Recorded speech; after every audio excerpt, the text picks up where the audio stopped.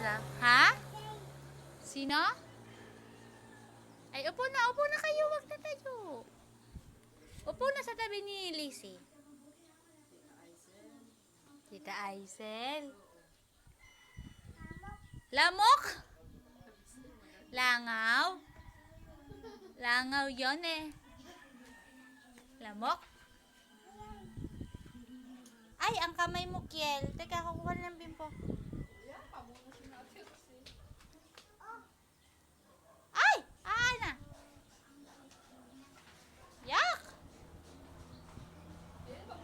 Edwin, kunin mo nga yung yung bimpo ni Kiel, yung red. Yung red nakapatong lang sa bag. Mama, teka akin. Hugas, punas mo na kamay. Teka, ayon kay Dada. Butiki.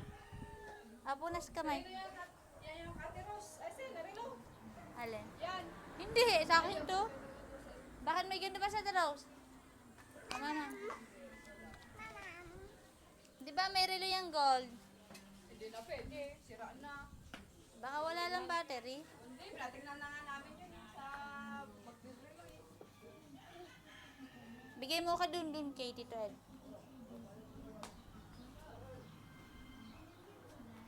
Upo na. Yan, ika.